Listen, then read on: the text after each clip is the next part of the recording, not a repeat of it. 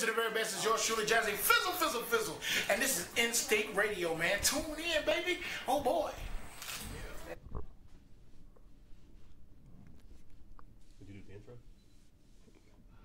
What's going on, Facebook family? What's going on, Instinct Radio? What is going on out there? This is Let's Talk Live with Jeffrey L. Miller, and we're about to get into some stuff.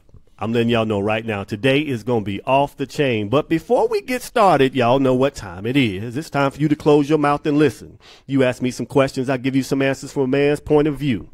Now, I got two reasons why the independent-minded single woman might be single, and why that brother who has everything else but women, why he might always be single. But here's the tip. What I'm going to talk about right here might not apply to you.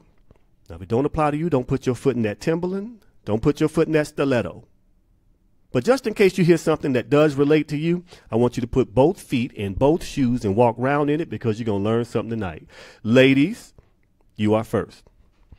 Ladies, you might be single now because you are fearful of wasting your time. I mean, the number one thing you talk about is, I don't want to meet nobody and waste my time. You know, I spend all this time getting to know him and he end up not being the one. Here's what you have to understand about time. Time is the most expensive, irreplaceable thing that every individual has. You learn how to use your time wisely by learning something out of everybody you meet. You either learn what to do or what not to do, what to accept or what not to accept. Meeting any person is never a waste of time if you position it the right way. But if you're so fearful of wasting time, that means you really don't want to invest time. And if you don't invest time, well, you might just end up being single. What say you, Kim? Kimmy Jack, KJ, Hey. give it to me. You know what? I agree with you. Yes, she agrees. Yes, I agree with you on that one. Okay. That was easy. Yeah. Brother Dre. I mean, I think that all you have is time, essentially. Yes. That's the only thing that really matters. You can either waste time, you can either be productive with your time, or you can use your time to either learn or move forward when it comes to certain things. Mm-hmm. In the specific instance of women being single because of fear that they're wasting their time, Yes, sir. I think that's an excuse at times. Say it again. I think that is an excuse at times. You know, at the end of the day, you can easily say, well, I'm not going to take this job opportunity because it may not work out, or I'm not going to pursue this goal or hobby because if it doesn't work out and I've invested my money, then at the end of the day, I've wasted my time. So you can apply that to anything, but I think the fear is really failure and not wasting time. Well said. Well said. Now, fellas, I want y'all to understand, you are not off the hook. We're going to talk about you now, guys. Now, here's the reason why, fellas, you might be habitually single. You have no clue and no concept how to date a woman. I mean, you think, hey, I pick her up and take her to the movies. That's a date. Hey, I pick her up and take her out to get something to eat. That's a date. I'm here to tell you, fellas, it takes much more than that to seriously date a woman. See, when you are seriously dating a woman, it is an investment in her and an investment in knowing exactly what she likes and how she likes to be dated. You can't take every woman you meet to the same restaurant. Some women aren't going to want that type of food. You have to listen to that woman, understand what she likes, and then craft a date specified for her. The number one mistake men make is by spending a whole lot of money on first dates with people they barely know, and then they get in a relationship and they've already done all the good stuff up front. They can't go any higher. And I want you to know, fellas, you can't start a woman off up here and expect her to settle for something down here. It just doesn't work like that. And until you learn that lesson, well, you might just remain single. Brother Dre, what do you think? I think that men, of course, we're the hunters. You know, we choose, you know, our mates, essentially. That's what our job is. I think that there is women want immediately a serious commitment or serious pursuit when it comes to the man going after her. Yes. So the word casually dating is not applied when it comes to men. We're not allowed to use casually dating. We're hoes, or we're trying to do too much, or we trying to pimp, or whatever the case may be. So we can't use the term casually dating. We have to date with intention. Women, they can date casually or until they find what works for them, and can string a man along and say you need to do this, that, and the other. But essentially, we don't have the opportunity to do that. It's a double standard. Oh, all right, Kimmy Jack, you over there looking kind of perplexed. Talk to me. I am. I can't believe Andre said that. Tell me why not. You said that men are not allowed to casually date. That's what he said. I thought that's what he said. That's exactly what I said. Exactly what you said. Okay. Yep. Well, Andre, you're wrong. Women, we don't care so much about you casually dating. See, what happens is you all use that term loosely, casually dating, or you want to date others, or you want to see other people. However, you still want all of the benefits of a committed relationship. So for women, for us with men and the dating thing, we want you to say what it is that you're looking for and be sincere with that. We don't want you to say, I want to get to know you, this and that, but you're trying to get some sex. You're trying to be together every night. You want all of these benefits of a committed relationship, yet you want to date other people. You understand what I'm saying? I hear what you're saying, but I don't agree or understand what you're saying, because in order for a man to even be in a position to do that, a man has to prove himself first worthy to a woman through dating, through spending, through taking you out, through courting you, whereas as a woman, you should automatically be qualified. We don't know if you qualified or not. Now there's some merit to that. I just want to play devil's advocate here. Okay. Not that either one of us are the devil or anything like that. I'm just saying I'm going to advocate for that side. There's a point to that where we have to do certain things to meet the criteria, whereas women get to sit back and be the receivers. So if we say, hey, look, I'm dating more than just you, right there, that should be cool, because I expect you to be dating more than just me. And it becomes a process of elimination from my perspective, because I don't go into it blindly thinking that you're just going to drop everything for me. I have to earn that spot. And so do you. I agree with that. I think the biggest challenge with the men and the ladies is the concept of dating, the terminology of dating. Okay. Because especially in our Facebook world, everyone has a different definition of dating. So when you say dating other women, the first thing that comes into woman's mind, well, are you sleeping with them? What do you do with them? You know what I mean? So when you say dating, for me, dating could be we meet, we go in separate cars, we meet at the movies, we say hey, bye, and we leave. Another person's definition of dating could be we're at the house, we're Netflixing, we're chill, we're cuddling, we're dating, we're seeing each other. Okay. We hadn't said we're in a committed relationship. So the biggest challenge is defining the definition and the open communication prior to starting a relationship. Now, I don't think people like to that's create the those problem. type of boundaries. Let's go into that one right there, because that dovetails right into the next reason why some women who are habitually single are single. Ladies, you might be single because you give up the cookies too fast. Now, here's what I mean now. In the grocery store, you got a whole grocery aisle full of cookies. So instead of you leading with intellect or common ground or anything like that, you lead with cookies. Now, I need you to understand that Oreo cookies are my favorite cookies. They got the little resealable top, but I also like oatmeal cookies. I like soft batch cookies. I like shortbread cookies. And I can buy any of those cookies I want. All it takes is for me to desire those cookies. The difference is, if I want something more than cookies, something that's more healthy, I have to spend a little bit more in a different aisle.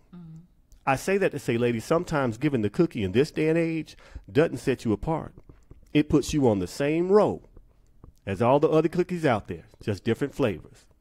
Until you realize your worth is greater than your cookies, well, you might be single. What do you think, KJ? Kimmy Jack? Kimmy Jack. I agree with you. Okay. I agree with you as far as giving up the cookies too soon. Our society today, we're a sexual-driven society. And so men and our culture have put a lot of emphasis on sex appeal, just everything is sexual. So women are more prone to feel like they have to do this to show that their cookies are better than some other cookies or so forth, when in actuality it's not the cookies. They're all made with the same type of ingredients. It's just whether you value that cookie or not. Is this cookie better for you healthy wise, or if this cookie is affordable or whatnot. There are other factors with the cookies, but a lot of ladies unfortunately are spreading themselves thin and sharing the cookies. Sharing the cookies. Sharing the cookies. You know, they're spreading it, and they're thinking that's going to earn them a position or a title, you know, with that man. Yes. Agreed. Brother Dre. I disagree wholeheartedly. Oh, disagreement here. This is good. Absolutely, because just because a woman gives up the cookies does not mean that she's easy. And just because a man decides to take you out on a date and spend time with you doesn't mean he's interested. That doesn't automatically qualify you to be his woman or mean that you are in position to get to the next level because he is spending time with you and spending money with you. Conversely, if a woman, if you're getting it from her perspective, she will tell you if she decides to have sex with a man, that's her choice. That's what she chooses to do. That was just an act of lust or need, just like a man has an act of lust or need. So it's a double standard, and it's a preconceived notion that we get into it from the beginning. And if you already have these preconceived ideas, then you're already starting from behind us, essentially. So Understood. Last thing, and then we'll get to the rest of the topics. Fellas, this is the last one for you. I need you to really, really understand me right now. Fellas, you are single because you're immature. Now, here's what I mean. It's okay to go out and buy nice tennis shoes. It's okay if you still want to, play the PlayStation 4 or 5, whatever iteration they're on. All that stuff is fine. But at a certain age, you have to wear manhood in everything that you dress or everything that you wear. Manhood, confident manhood is the one thing that will draw women to you in droves. And right now what happens is you have this position where you still want to dress like a 17-year-old. You still want to be cool. Now, hey, please understand me. There's a place and time for all that stuff, and even I play video games every now and then. But I want to let you know that from the man's standpoint, I put down those childish things and stood up and enveloped and just put on that manhood. Because when you are a man, what you do is you inspire young men and you inspire women around you just by being masculine. Young men right now are looking at some men that are old enough to be their fathers, that are dressing just like they are dressing. Where's the lesson in that? So, fellas, what I want you to understand is our women right now are grown women, business owners, educated grown women. They need men that are grown, spending more time investing in things instead of spending more time buying shoes and stuff like that. And if you're still in that rut, well, fellas, you might be single. Brother Dre. I think that I agree with you on that. And I also would add to that one thing that occurs is a lot of women have never seen a real man. So you have women who are looking for a man, but don't have examples of a man in their life from the time they were young up until the time they were old. Yes. So the moment that a woman is around a real man, she may not even be able to recognize him. A man who speaks with authority, speaks with confidence, has a position on a particular subject matter or topic, or has a true place. So that can be intimidating probably for some women, and they say, whoa, so they may reject that and go for what they know, which is a downgrade of a man or boy, because there's a comfort level and they still feel like there's a sense of control in their sense to where they're not vulnerable. Understood. Give me Jack. What do you think? Yeah, I'm listening to you all, and I appreciate your perspective as men. But as a woman, For us, yes, we like to see a man well dressed, whether it's slacks or a sweatsuit and nice tennis shoes. The thing that sells us is, like you said, the confidence. The confidence is most important, so it really doesn't matter to us so much to what we have on us. A matter of preference. Myself, because of my profession and I'm with children all day, most of the times I'm always dressed down. So I don't get to wear heels and, I don't wear suits to work because it's not a part of my day. Right. You know what I mean? I couldn't work that way. So to get so much caught up to, I think that's the biggest challenge. We get so caught up on the outer. So for women, the most attractive thing to us is the confidence. The way that he carries himself, the way that he interacts with others. In our Facebook world, if he's really caught up into the pettiness of things, like he has a lot of time. So those type of things are turnoffs. Okay. But most importantly, it's the confidence. Confidence. Okay. Fair enough. Fair enough. All right. Now listen. I appreciate everybody joining us on Facebook. If you want to call in, here's the number: 478-569-6474. 478-569-6474. Let's do some introductions. I'm joined by two incredibly successful, intelligent, hard-working individuals. We'll start off with Kimmy Jack. What do you want to know? Hello, I'm Kimmy Jack. There you go. Introduce yourself. I'm Kimmy Jack, and I am a child care provider of 16 years. I love people. I love hosting parties and entertaining. Absolutely. All right, Brother Dre. What's going on, man? You know what? I do want to say, even before I do my intro, I think that this is an amazing platform. I think that this is really awesome, the discussion piece. And I don't think really people can get it just in one sitting. It's one of those things where they need to tune in more and have the discussion to build on it. So I think that's great. But as far as myself, everybody know me as Dre, Playboy Dre. Playboy Dre. But it's more to me than that, obviously. Absolutely. That's just one layer of the onion. Of course, I got my nonprofit called Rekindle Dreams, which I'm launching in Atlanta. We already in Memphis, Tennessee, Nashville, Chicago, and definitely bringing it here to Atlanta this fall from a mentorship program.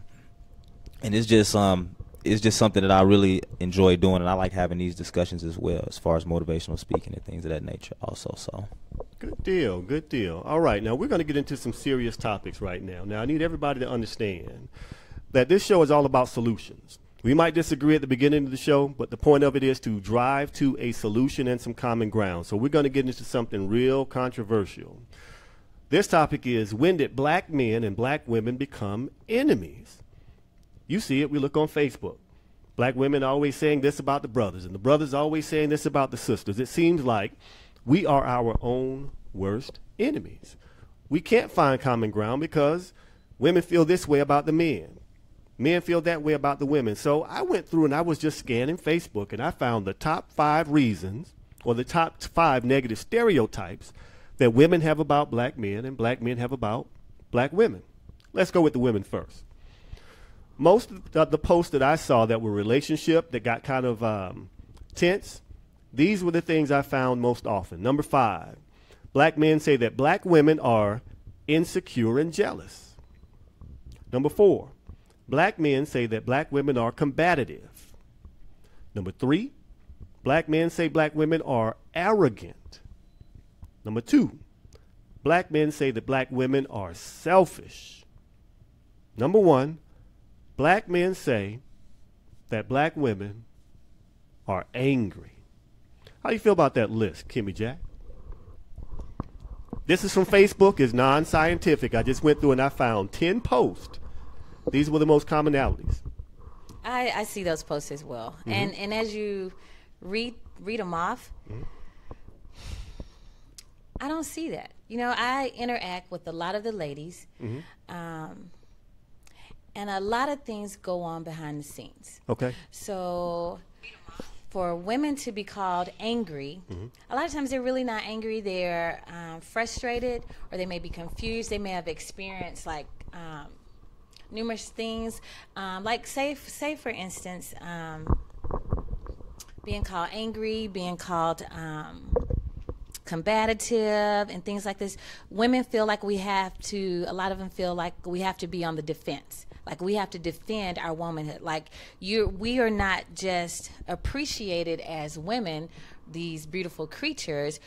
You see on the post, like, you got to prove your worth. Like, can you cook this? Do your butt look like this? Do your so the women are always defensive. And so that's why they're coming. And so when it appears that they're angry, a lot of times, just a kind word or a kind gesture or a hug, especially if they're in a relationship, would soothe all of that. For the most part, they're going through things that you don't know about at home, challenges, most of them maybe single mothers. Okay. And so while they are trying to entertain you, little Bobby maybe writing on the walls, or just other things are going on. And so I just feel like no one is taking time to get to know each other or understand what's going on. Everybody's looking at things on the surface. Okay. Brother Dre, what do you think? I think that if I summarize that, I would say men are in a position to where they're not comfortable enough to take charge, and women are not trustworthy enough to defer. Tell me what you mean by that. Go further. Well, a lot of men are not comfortable enough to take charge because when you're a boss or you're a king or you step forward, then things that you do and your actions are put into question. So everything that you do has to be put on the table. So how you move, how you work, is your house in order, things like that. So as a man, you got to be accountable for all those different things if you want to be a boss, essentially, right? As you should. And then women are not trustworthy enough to defer because they may have had situations to where they've downgraded or they've been let down. So it's like, do I really trust this person, or this person is not as transparent when it's as far as interacting with me? So it creates a situation where it's like, well, why would I defer to you? Like, why would I trust you? Like, who really are you? I only know the perception of you. Understood. You haven't put anything on the table for me yet. Okay, that's fair. Now, I'll submit this to both of you. There are instances where we, as men, can step forward and do everything we're supposed to do the right way and start to lead. And sometimes some women fight it. They fight it because, back to what the point you made earlier, Dre, they've never seen a man. They don't know what it feels like to have a man sit there and take care of things. So it feels like the man is trying to control instead of actually trying to lead. So when that happens for us, it's particularly frustrating because sometimes it appears that some women don't want to sit down.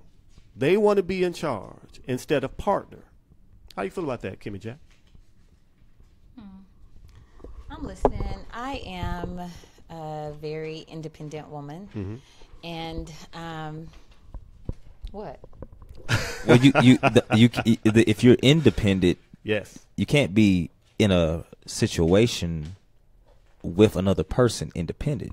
Oh, you let me finish. By default, if you're by yourself, you're independent. Well, there's a point though. Let's hear your point. Right. So he gave me those eyes, so I knew he was thinking something. But no, when I say I'm an independent woman, when I say independent, I mean as far as having to provide and take care, and do things, or as an independent thinker, I'm automatically thinking about how I can do this, how I can make that happen. Right. And going into a relationship, it is challenging for women who have been the head of the household, to take care of things. And we really have to sit back and remind ourselves, if this is what we want. But what happens, and I'll use myself as an example, when I meet someone, if I meet someone and I already know the way that I'm used to doing things and how I'm accustomed to things being done. I know how I like to eat, how I like to live, and so forth. So I always tell Dre, there's levels, to the thing. So I know what I like. Now, if there is a man that's coming and he has a lot to say as far as, well, you don't need to do that, you need to do this, you need to do that, However, he's saying, but he's not supporting, not necessarily even financially, but whatever's going on. Like if he doesn't have the time to spend or to invest or the advice or anything to help you do what you're doing or get to the next level or input, then you're looking at this person like, why are you here? What are you talking about? However, if this male comes and he's investing into you're with his time or with his energy and with his finances or just whatever the case may be, then a woman will always sit back and listen. It's never a point where we're just like, oh, he can't tell me, oh, that. No, women want to be led. Women want to be provided for. They want to be cared for. They want to be adorned. So when we say independent, we don't, and I think we take it just on a whole nother level as opposed to, we don't want no man, we can do it all by ourselves, we don't need you, black men get away, or that's not what we're saying when we say independent. We definitely love the black man. That is what you're saying. No. That's not what we're saying. No, that's may not what you are intending on it to mean, but that's what you're saying. No, I'm explaining to you now with what women are saying. Women love their black men. We love our black men. And black women, our tenacity, we will stand behind our black men. We will support you. We will love you. Your ups, your downs. We're built for this. So we do this. However, what happens is during the process, our black men and some of our sisters, they see our black men, they're not willing, like you said, to invest into the woman. If we are your backbone and we're putting all of this, we're putting in our time and our effort and we're making sure that you're taken care of, who's going to take care of us? And a lot of times when the flip side of that is when they find out that you are independent or you can do this and you can make it happen, a lot of times the men don't step up. They won't approach a woman that can. There's a reason for that, though. What is the reason? So when did being dependent become a bad thing?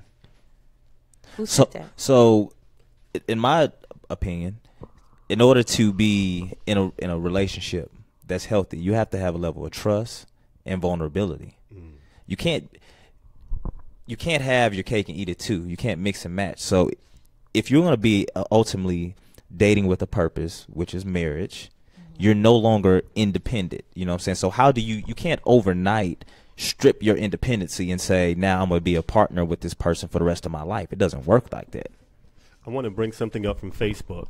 Brother Van says, we learn through emulation, and the imagery in our community is skewed, leaving us wanting on both sides. For example, he learned how to be a father and husband by emulating the Cosby Show, because that was the most positive example he could find. To Van's point, there's been and it's starting to come back around now, but there was a big time frame where there were no real positive imagery for us to see as a community. It seems like every time we had something positive put out there, there'd be tons and tons and tons of negative things added, or only positive things like positive athletes making it out of this situation, or these really, really siloed examples. So to Van's point, I think that example, to what you said earlier, Dre, a lot of people haven't seen men and women haven't seen men leading.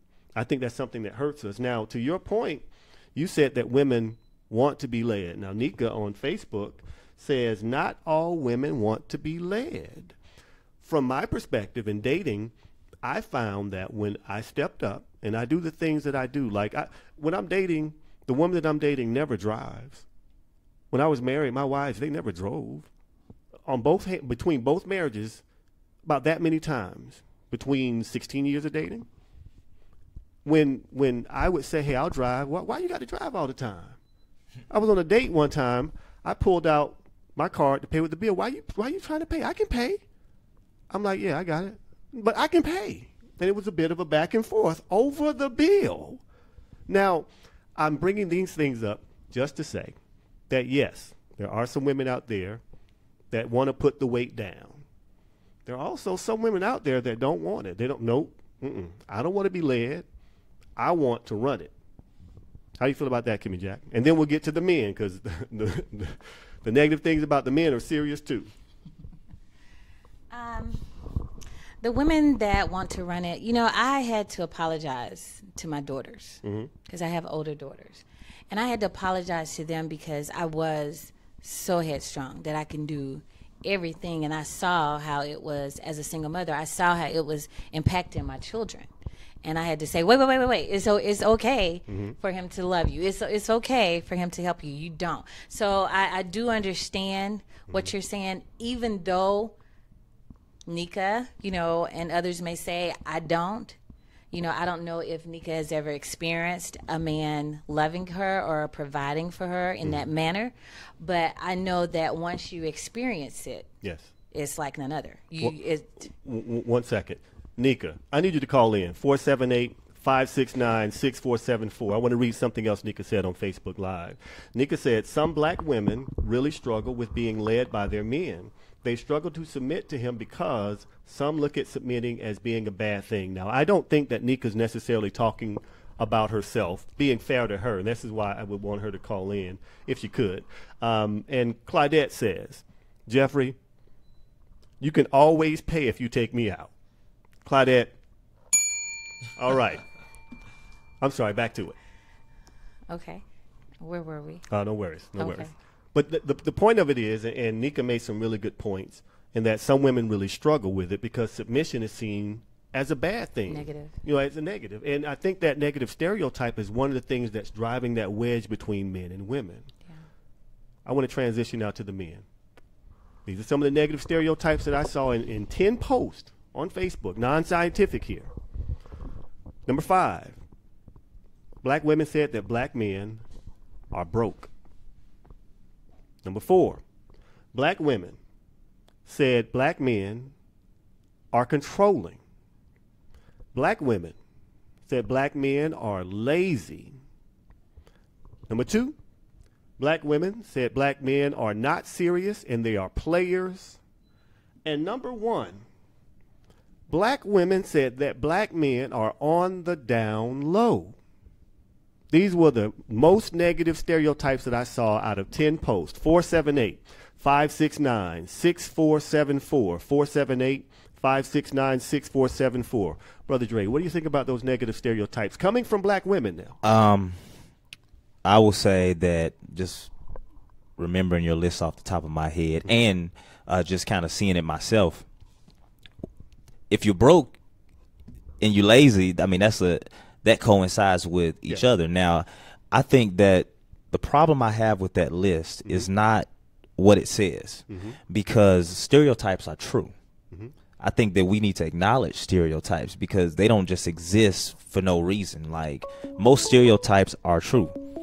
But I will say the problem that I have with that list is these are the men that these women are choosing, essentially. Okay, understood. So it's kind of like, you know, if this is all you know, then that's your fault. That's your problem. Have you ventured outside of your comfort zone? Okay. So once again, the number 478-569-6474. If you just tried to call back. We're ready for you. 478-569-6474. Now, Dre, if I'm understanding what you're saying, you're only as good as your circle. Oh, okay. If I'm understanding what you're saying, Brother Dre, everybody who composes these lists or comprises these lists, these are things that they're encountering, and these are things that they're either accepting and dealing with or have dealt with. I'm trying to clarify. What are you saying? So what I'm saying is, if the men that you know of, when you do a list like that and you compile it, you're doing this based on the majority of people that you interact with. Okay. So if you're hanging with when you make those stereotypes, right? So if you're hanging with lazy men or broke men, then what places are you hanging out at? Where are you meeting these men at that you're claiming are lazy and broke? That's a fair point. You know, where are you meeting these guys that are down low, or where are you hanging out at? Who are you talking to? Who are you interacting with? Like, I think that a lot of times is not mentioned. Do you talk to these men who are broke and lazy because you want to feel more confident in yourself, to be more in control of your situation? So are you dating down? Are you dating like down so you feel up? Relationship? Because you can't get let down. Oh, that's profound. There could be something to that. What do you think, Kimmy Jack? I think that's a stretch. That's a stretch. I just don't think that women have that much time just to stroke their own egos that much, to spend time to date down just so they could feel like they're on top. When what they really want is a relationship. A lot of times, especially here, and I've been in Atlanta all my life, but a lot of people go out of their way to present an image that they're not. So we really have to spend more time dating and getting to know these people, because people will put up a facade. Who are they putting up that image for? For the ladies. Okay. So when you're meeting people initially and you're saying, hello, I'm Andre, the writer, clearly you may have a day job, you may write, you may do other things, but it's however you decide based on how this woman looks or may appeal to you is how you're going to approach her. So when I see this woman, and the reverse of what you're saying, and I see red bottom shoes, and I see hair from her head to her backside, and I see she got flawless MAC makeup on, then you're giving me the impression that you're well suited and you present yourself like this all the time, that you can afford these things. Well, see, there you go again with this outer appearance. See, I never said anything about that. I'm talking about actual conversation. But men and women present themselves differently. Right, but see, I'm not talking about the physical. See, some ladies actually take time to spend time and talk and have conversation. And even with conversation, a lot of men, we talked about it before, is posting who you not posting who you supposed to be. Who you supposed to be. Right. Yes. So what I'm saying is, especially in the Facebook land, here you are, you think, oh my gosh, he's a professor, doctor, da-da-da. The way he talks, he's so intelligent, when he lives at home with his mom and never worked a day in his life, and so forth. So what I'm saying is, images, a lot of times we create these images in our mind. So we really have to spend time to get to know. So even if that's not fair. Even it's across the board, women or men. No, when men are visual, though. Men are visual, but if you're looking at material, then that's what you're going to get. Material. No, when a woman, you just said by her shoes. You said nothing about anything I'm else. saying when a woman presents herself to a man, she's presenting herself in the physical form initially. Yep. My job as a man is not to impress you with my looks; it's to impress you with my mind. I'm trying to get you up here. Where a woman, when she sees a man, she's gonna stand over on the other side of the room. She's gonna be looking like $1 million, however she looked before she went out that day. And most women say less when they first meet a man than when a man meets her, because she wants to see what he's talking about. Exactly. I want to jump in right there, because there's one component that I think that we're missing, and one of our watchers, our Facebook Live watchers, says something. This is from Gwendolyn Coley. She says, quality circle, quality people. To take that even further, Claudette says, and this is a true story, she says, I was speaking to a friend earlier who was waiting on roadside assistance for a flat tire. Claudette told him that's exactly why we didn't make it past the dating stage. Because this is a man on the side of the road waiting on roadside assistance for a flat tire. Now, that can go back to what you talked about earlier, Dre, how people have never seen a man do what men do. Going beyond to what you were saying, Kimmy Jack, when it gets past the physical, when it gets past all that, there has to be something else, some other quality to bring life to that person. And for Clydette, the man sitting on the side of the road waiting on roadside assistance just proved out what she was saying. That's not the man for her. Because if you can't change your own tire, what you going to do for me if I'm on the side of the road? That's what I'm inferring from her comment. 478-569-6474. Now, from Facebook Live, Nicole Lindsay says, she may be dressed that way for her not to impress anyone. Now, people understand that sometimes you dress up to make yourself feel good. You want to look your best because that makes you feel better on the inside. That could be true. But quit playing. You know good and well that when y'all women get dressed to the nines, y'all go out there like the peacock, even though the male peacock is the one with all the feathers. But y'all go out there trying to attract something to you. Don't think we don't know that. Women love to be pretty. That's why the beauty industry makes billions and billions and billions of dollars, because women love to be pampered and look pretty, and that's fine. Women are the fairer sex. Don't confuse it, though. Y'all know y'all know when y'all get done up, y'all want some reaction. You know, Jeff, I want to clarify too. Yes. I don't think women necessarily do that to catch a man. Okay, I'm ready. That wasn't the point of me using it as an example. I was using it as an example to say women, a lot of times when they do that, they're giving off the impression to the man that that's who they are. This is the quality based. These are the quality things that I like. These are the quality things I can enjoy. If I see you with it, in my mind, I'm thinking you can afford it, number one. And if I'm your man, you expect me, or if you don't expect me at some point in time, I'm going to have to keep up with that. So when we talk about, well, this guy's broke or this, that, and the third, well, how can you expect the circle of men you're hanging around to do something for you that you can't consistently do for yourself? It's just, if I can't say to my woman, babe, I need $100, and you can't give me $100, then, but I saw you with all this boom, boom, boom on. Now let's talk about that now. Let's talk about that because, well, I want to go back to Facebook Live and I want to come back to that point and I want your input on this, Kimmy Jack. Okay. All right, Brother Van. Van says, women don't dress for men. They dress to compete with other women. All right. If they listen to men, they wouldn't subscribe to the most superficial things they can, most superficial things that are aesthetics. Bars Brown says, what age do women expect a man to be out of mama's house? And why is it okay for them to stay there until they get it all together, or sometimes even till they marry? That's a good question. Now, before we get to that question, I want to go back to the analogy of being with your woman and asking your woman, babe, can I have $100?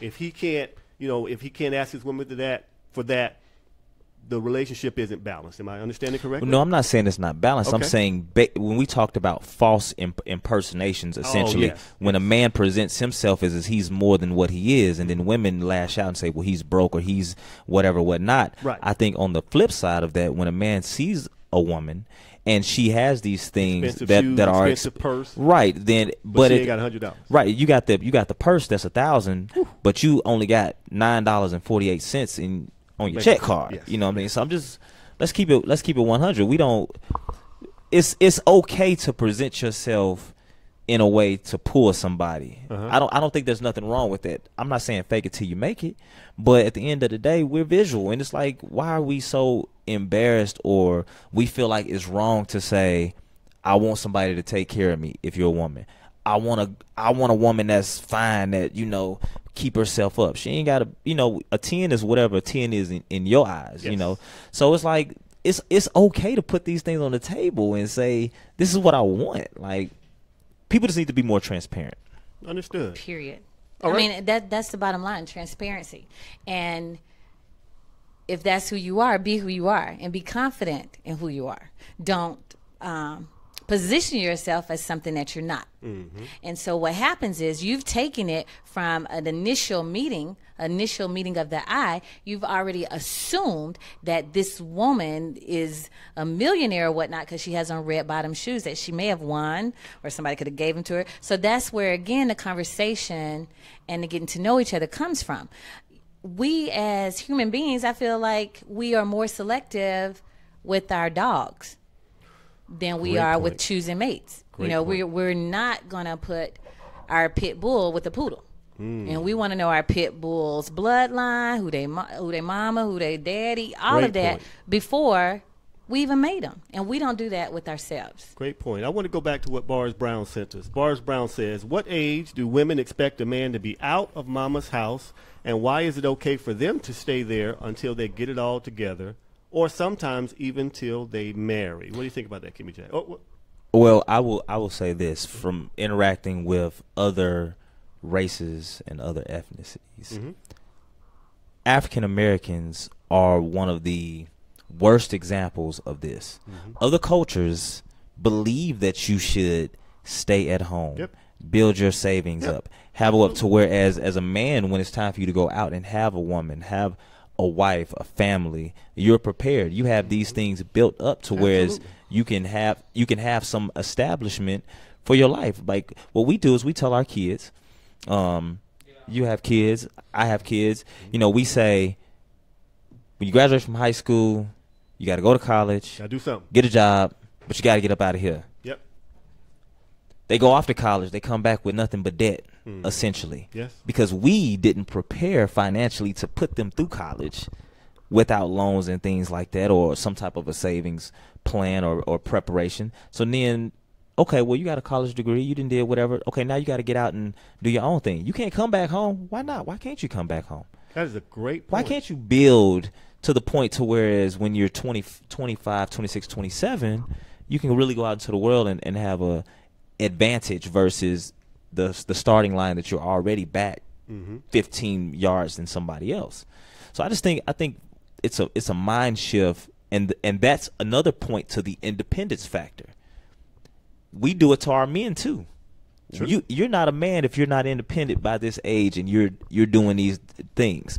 So you have people who get to a certain age, they have this great job, they have this degree, they have the car that they always wanted, they may have the clothes, the shoes, the watch, blah blah blah blah blah, but they single. They have no relationships because of that, because the focus is wrong, and that's where you really muddy the waters and get into being evenly yoked, and you don't really know what's even or what's on the same playing field or what level you really on. That is a great response. Kimmy Jack, what do you think? Great. Good job, Dre, for once. No, Oh my goodness. No, good. And I totally agree. And I grew up that way. So I grew up in a Caucasian home where that's exactly what our family did. They made sure we were prepared to move out, to, into our own homes, where we were purchasing our own homes, and so forth. So I agree. So to answer Mara's question, there's absolutely nothing wrong with staying at home to be prepared to move out, as long as you are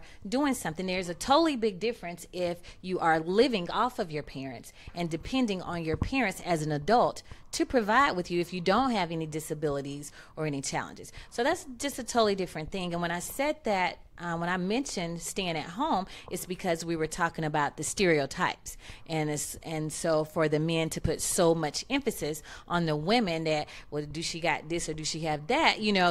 The flip side, those same gentlemen are not doing the things that they are expecting women to be doing. So a man that's staying at home that you don't know has $100,000 saved in the bank, if you asked him, hey, just a casual conversation, do you own a home? Do you blah, blah, blah? Whatever the case may be, most women, and I'm leaping when I say most because I shouldn't just put that label on all women. Most women would immediately think, oh, he's broke. Or he's not the type of guy I want to talk to. He live at home with his mama.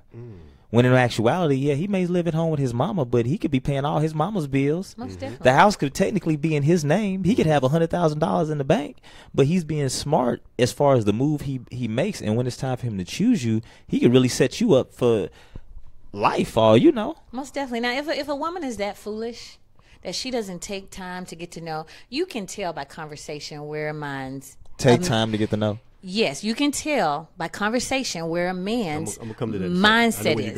And when I say take time, I'm not saying over a long period of time. It don't take a long conversation to understand where a man's mindset is.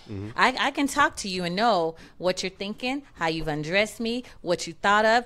I can ask you a couple of questions and know if you have any future goals or plans or what you plan on doing with your life. So it don't take long to kind of figure out. Now, if a woman is that naive just to say, you live with your mama, you can't talk to me, and there are some, but I'm just saying that's a foolish woman. So that would be a woman that man, that type of man of that type of caliber who has all of these things going on, then that woman wouldn't be on his level anyway. Let me jump in right here. We'll go to Facebook Live, then we're going to take a quick break. Listen, Nika says they can't change a tire but expect a woman to cook, clean, and all that good stuff. Good point, Nika. Claudette says, I want to be taken care of. Being independent sucks. Nicole says, if you want to date, you need to be out of your mommy's house. If you are not trying to date, stay there forever. Nicole comes back again, and Nicole says, single women with kids can't stay in mommy's house with those kids. They have to get out and get a place. So you telling me a single man can't get his place? Please. Nika says crabs in a bucket mentality. Again, Claudette comes back and says, unfortunately, in reality, some men get mentally stunted by staying home with mommy. They aren't being prepared to be mentally independent as a man. They still want to be mama's baby. Some of them. Now, she makes a good point. She's not speaking about everybody, but she's kind of speaking from experience. And when we come back from break, we'll go into this. Sometimes can staying home stunt your growth? We'll pick it up right there when we come back. Listen, 478-569-6474. I told y'all tonight was going to be hot. 478-569-6474. We're taking a break. It's Let's Talk About It Live with Jeffrey L. Miller. Be back shortly. Ladies and gentlemen, you're now tuned in to the very best. It's yours truly, Jazzy Fizzle, Fizzle, Fizzle. And this is In-State Radio, man. Tune in, baby. Oh, boy. Yeah.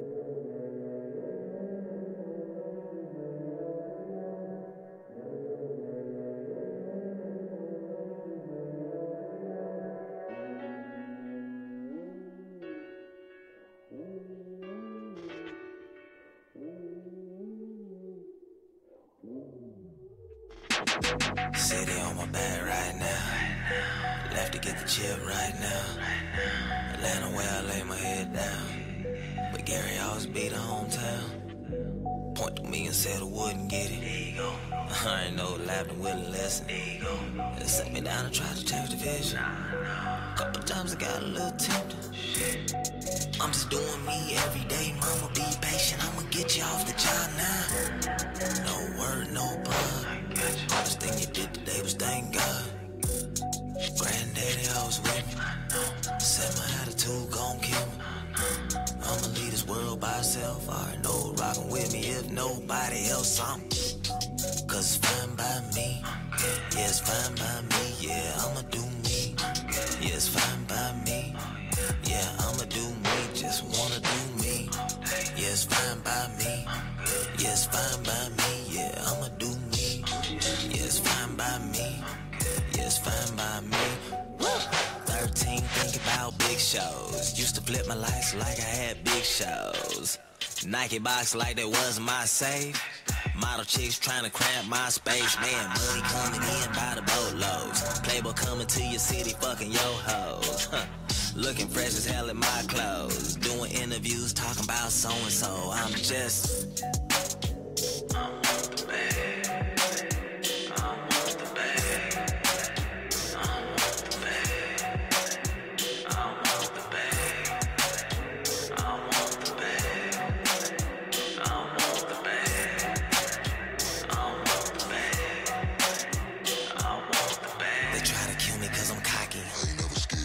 3 kids and when I die, 3 new millionaires.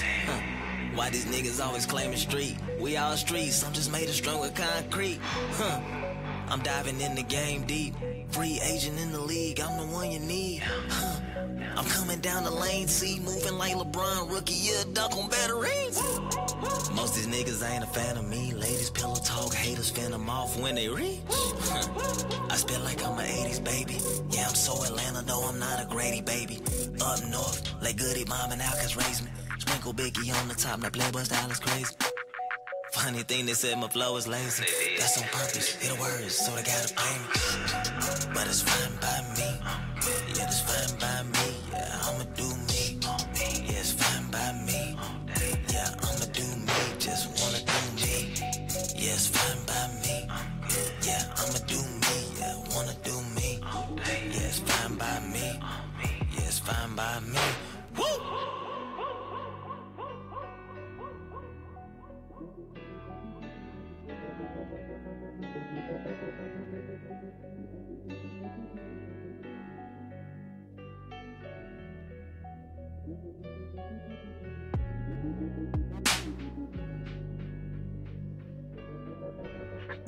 City on my back right now. Atlanta where I lay my head down.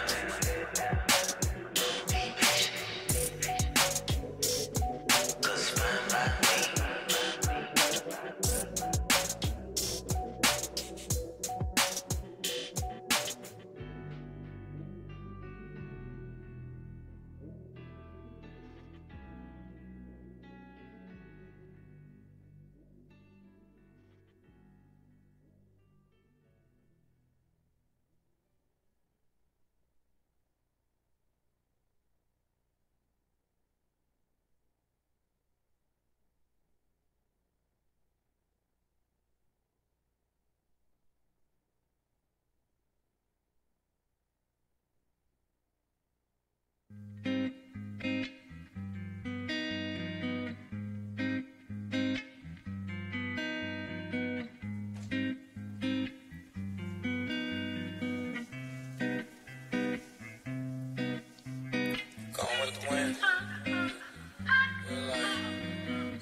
again. Who knows? Maybe never again.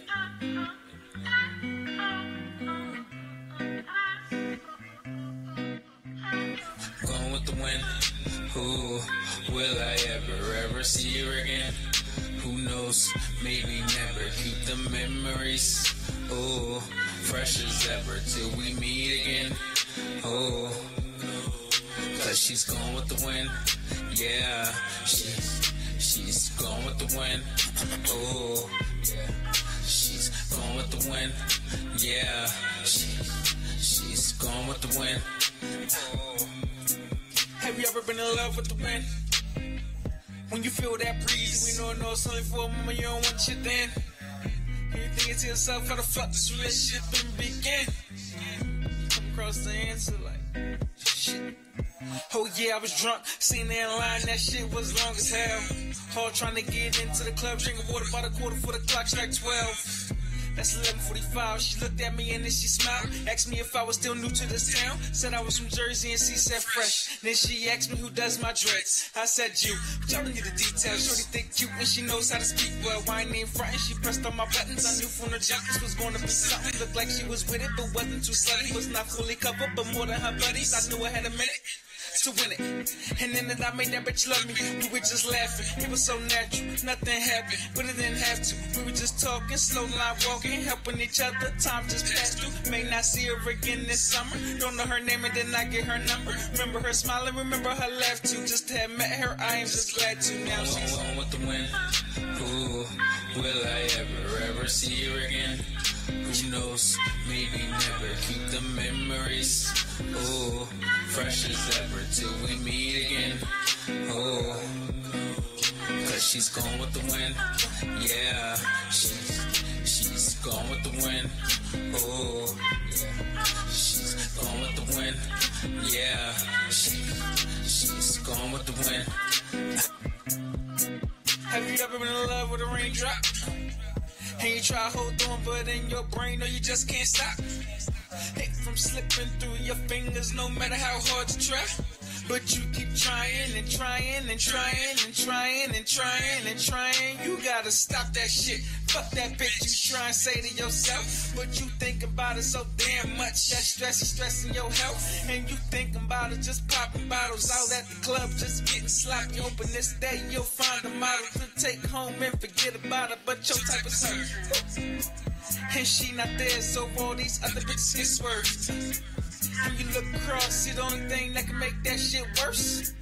She out with a nigga, and the sad part about it ain't the fact that she smiling. She wearing that shirt that matched that bag, and you bought her that purse. That's that bullshit, love's confusing. Loading up a full clip, riding or keep it. He shot me first. No, that sounds stupid, but that shit hurt. Fuck that nigga, love is a sin. That shit was over before it began.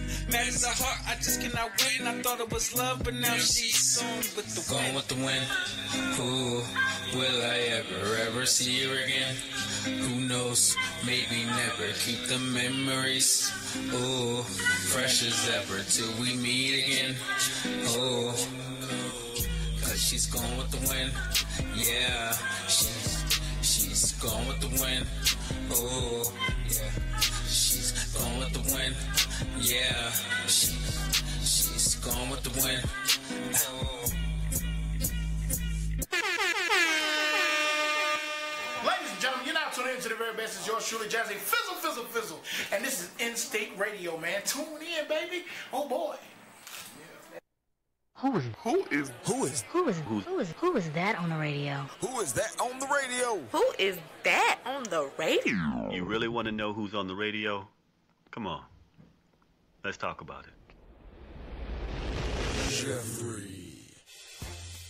Let's talk about it live with Jeffrey L. Miller. Watching is the best decision you'll ever make. Saturdays from 6 p.m. to 8 p.m. Eastern. Call or text in live. 478-569-6474. Hashtag Let's Talk with Jeffrey. Check us out on www.instinctradio.net or download the Instinct Radio app in your Apple or your Google Play Store. Let's give them something to talk about. It's almost showtime, people. Let's tune in to see what Jeffrey has in store for us tonight. And here's your host, Jeffrey L. Miller.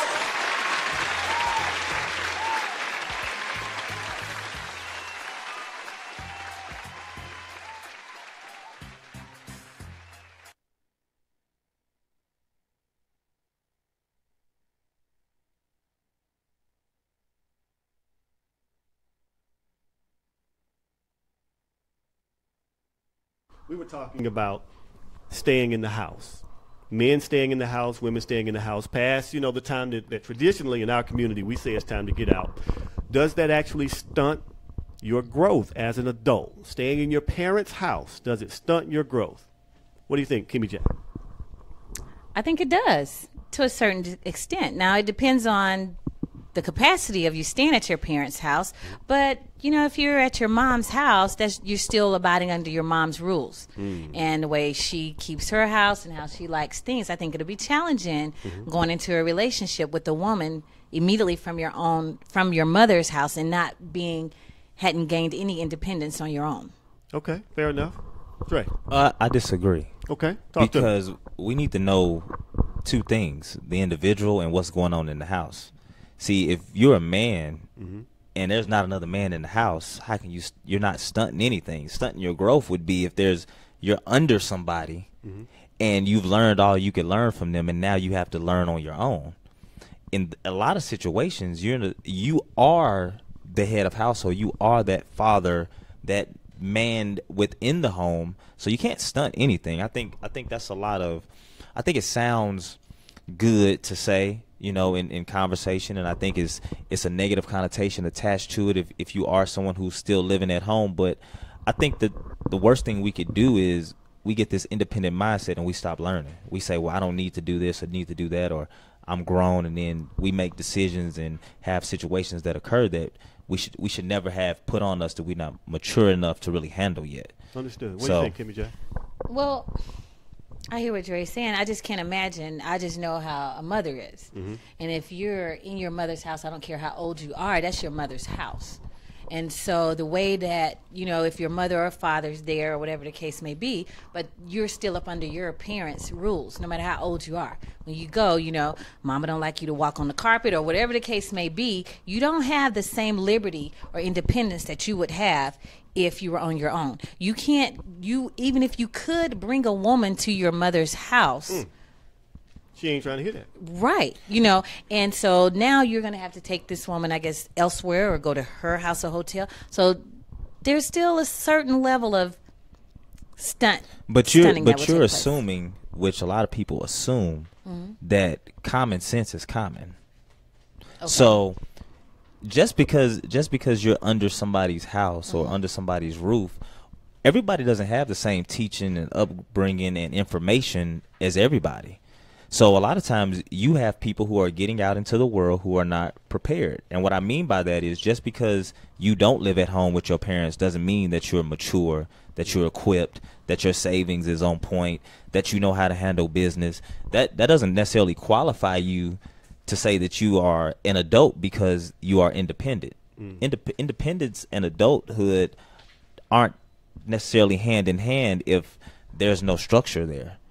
I don't know, Dre. I disagree. It's like you're saying just because you always ride a bicycle with training wheels don't mean that you can ride without training wheels. You won't be able to ride that bicycle until you experience riding it without training wheels. You may be able to take off, but you're going to have to experience that at some time in order to be successful at riding a bike without So let me ask wheels. you this. How many men have you met in your lifetime who have not lived at home, who've had their own structure, who've had their own situation that weren't about nothing?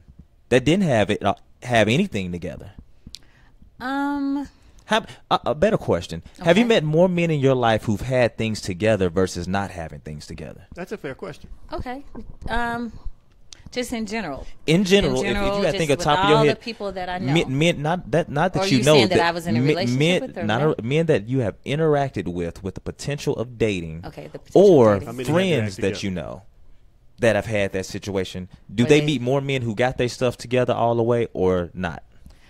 I would have to say that the ones that I have met that were not living with their mom had more things going on in their lives as opposed to the ones that did live with their mom. Because the ones that lived with their mom, if they had children, then the mom would take care of the children. They didn't. That wasn't my question. But that was my question. Was the men who have their own stuff. Have those men, forget living with your mom. Okay. The men who are out independent into the world, Okay. that you or your friends have interacted with the Okay. potential of dating, have you Okay. met more men that had all their stuff together, or have you met more men who didn't have their stuff together and were still trying to figure it out? Let's That see. was my right question. now in my life. Okay.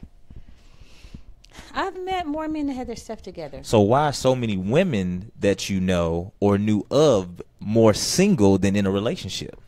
Because if you're meeting men that have it together, those stereotypes that you said earlier, Yes. those are false. Well, you said if they're stereotypes, they're true. But the thing is, let me tell you why. Because I understand what you're saying. Brought it back around Because it goes back to you and those red bottoms. Because the women that I know that are single, that have all of their ducks in a row and have their stuff going on, you don't notice them because they're not standing over there with the red bottom shoes on and the long hair to their butt that you just mentioned that you notice because you're physical, because they're in their yard pulling weeds, or they just ran to the grocery store and their hair back in a ponytail, their nails are dirty, they got to run back to the house. So you didn't notice them. That's not realistic. That's what you said. No, I'm saying. Can I get another ding? That's what he said. No, that I signed the dings. Oh. But that was actually a good comeback. I loved it. The way she brought it back on you, bro. I got to give a point on that one. Thanks. But I want to kind of transition a little bit. In some cultures, not necessarily in America, some cultures experience something called a walkabout, where they kick the male out of the house, and he has to walk about on his own, through his own devices, on his own resources. He leaves the city, or leaves the city a boy. If he returns, he comes back a man. But when he comes back, he's welcome back into the household. He's not welcome back to go and move up this other place. He's welcome back into the household, and then eventually he marries and goes, does his own thing. Counter exactly what you were saying. There does appear to be a stigma around a man being in the home past a certain age. Now, again, being the devil's advocate, you meet a guy, he has his own car, he has his own everything, except he still lives with his mother. For you personally, Kimmy Jack, does that exclude him from your dating pool? No. Why not? Again, you have to have a conversation. Mm-hmm. So it definitely depends on the circumstances surrounding him living at home with his mother. Okay. I mean, that's just it. I mean, it's and I think most women would agree. Okay, I won't go there. I'll go here. Oh. Now, when will that become a problem for a woman? A man living at home with his mother. When will that come a problem? Because now I'm just going to throw a scenario Okay. out. You with the guy, and you and the guy are cool. You like him. He likes you. Everything's fine. And it's 12 o'clock. And you feeling some type of way. And, somebody need to do something. He say, I can't get out the house because, it's too late for me to leave the house per my mother's rules. Now, this is what you said. You got to honor the rules of the parents. Right. I can't go and you can't go there. How long before that wears thin on you? Oh, that's going to wear thin real fast. Real fast? Yeah, real fast. Okay. What are you doing at that time of night early on where it should wear down real fast to whereas now we're getting into the slippery slope of out of conversation, and now we're giving the cookies up early again. See, that's not what he said, but what he's saying, and I didn't even think about what do you tell your daughters are open after 12, 1, 2 o'clock in the morning? I'm sorry that your mind is in the gutter, but when he said that, whoa, I love it. In my instance wasn't very early. My instance was, this is somebody that you've established that you like him, he likes you, everything is cool. So it wouldn't necessarily fall into the giving the cookies early away category, just to clarify. Okay. But how long into that, though? Well, so the thing is, as far as where the relationship is going now, if they are developing a relationship and obviously she's dating this man because she knows that he lives at home with his mom, so obviously there's something going on there. Mm-hmm. But if there is coming a time to where they can't have time together, mm-hmm. and there's always a challenge because I gotta do this for my mom, or I gotta take care of this for my mom, or unless the mom is sick or something like that, and this young lady understands and she's willing to be on the side, but You know, the lady's going to eventually want to move on. If the man doesn't have the time or the energy to put in a relationship to invest time into her, she understands his mom. So you probably need to take care of your mom, because right now that's where his energy and his time goes. So that's what I mean when I said it'll wear thin fast, because you're in a relationship with yourself. Right. You know, this man is not able to relate with you. You see the double standard there? There's a clear double standard there. Break it down. Because when women double have standard? children, the same thing applies. You just said if a man has to take care of his mom, and well, you need to take care of your mom. You need to do whatever, X, Y, Z. If a woman has a child, she can't get out every night. She can't maybe be out past a certain time.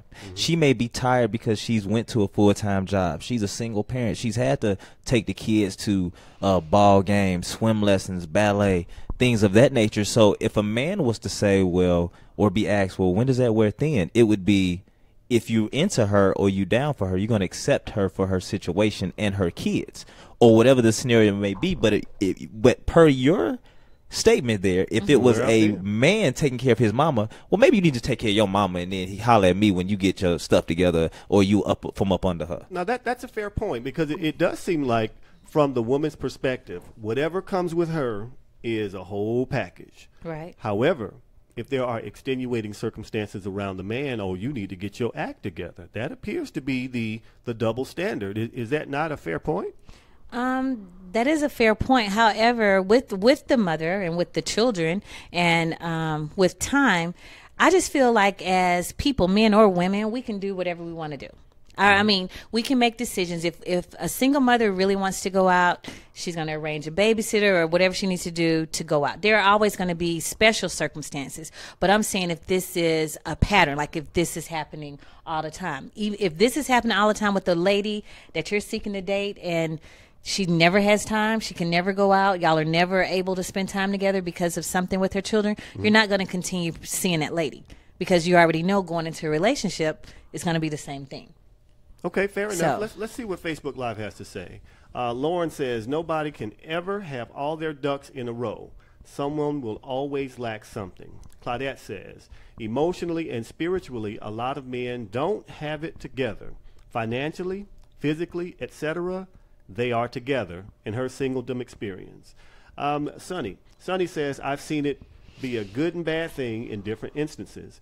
Yes, it works when the relationship between mother and son is healthy, mutual respect is there, and the goal is to save or help provide.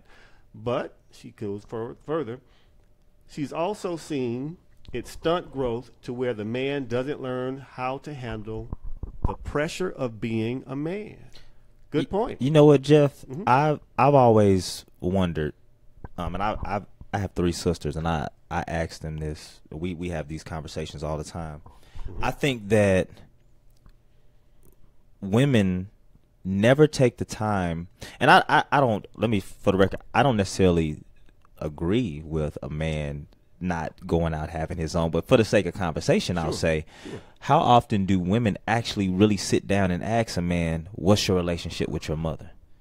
Because how a man treats his mom, the relationship that they have, do you throw your mom some money every now and then? You know, if she calls you and she needs you, could you be there for her?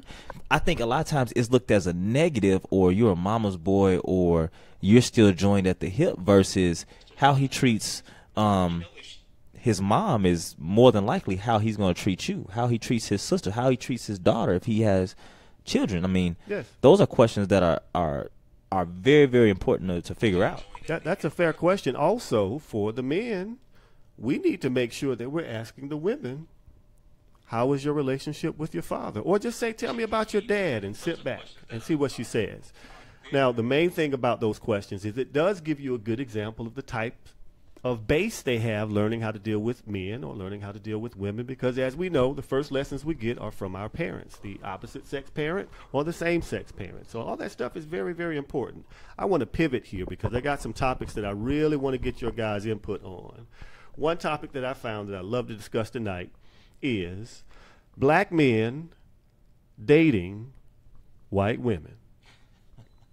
black men, I mean exclusively. It's gotten to the point where this brother said, I'm not dating no sister because they are angry, selfish, arrogant, combative, and insecure. I want to talk about it now. I was watching this show, Ileana Fix My Life, from September 2016. She had 3 or 4 black men on there that swore that they would never, ever date a black woman again. Ever. They only date white women. All right, now, Kimmy Jack. In this day and age, with the shortage of black men, how do you regard black men, good qualified black men now, exclusively dating white women? How do I say that again? How do you feel about that? How does that make you feel with the thought of a brother, a well-qualified brother, saying that he's not dating any sisters, any upstanding sisters like you? Don't even know you, but he'd never date you. How do you feel about that? Yeah, I don't care about that. I really have no feelings about that. It doesn't upset me or anything like that. That's his choice. Mm-hmm. And if that's what he chooses to do, then I'm okay with that. So be it. Mm-hmm. That's his choice. So, and I wouldn't want to be with anybody who didn't want to be with me anyway. So I'm okay with that. You're okay with it. All right. Brother Dre, what do you think? That actually makes me uncomfortable. Tell me why it makes you feel uncomfortable. Her answer actually makes me uncomfortable. Oh, okay. Because I feel like to say that means that we're in such a society where everybody is so it is what it is. Mm-hmm. Why not do you? It's your choice. Feel how you want to feel instead of saying, "Nah, that's kind of messed up." Why do you feel that way? Mm-hmm. What makes you feel that you can't date within your race? We don't fight for each other no more. Good point. You know what I mean? Like, the women are not fighting for the men because they being thirsty or they doing too much because they not finna chase out the man. Yes. Men are not patient enough to say, okay, why do you feel this way? Why you got an attitude all the time? Okay. Who hurt you? Yeah. Good point. You know, what's really going on? All right. Now, let's keep it real here. One of my favorite shows is Power. I love the character of Ghost because Ghost isn't just some thug. He plays chess. He plays chess so hard that he's already 15 steps ahead before anybody makes their first move. That's how complex of a character he is. I absolutely I love that image, and I wish he wasn't a drug dealer, but at least he took it and flipped it. He's not just not a street thug his whole life. He grew, from that. Now, here's the thing. When everybody saw Omari's wife, who happens to be a white woman, he got some backlash from sisters. Why you got to be with a sister ain't good enough? I remember reading this stuff. And what he said was, when he was broke, no sister would pay him attention. Wesley Snipes said, when I was dark-skinned and ashy, none of the sisters wanted me, but they see one scene with Mo Better Blues, now they all on me. You know what I'm getting at. So I want to know now, Kimmy Jack, you say it's no big deal. But by and large, it seems like the sisters don't like it when we date, we being black men, when we date outside of our race. Talk on that for me. Yeah, I'm in a challenging place. So I really don't have a strong opinion regarding it, despite what Dre says of him being upset. But again, everybody's walk is different. And so I'm definitely not the person that it is what it is. And I don't believe that.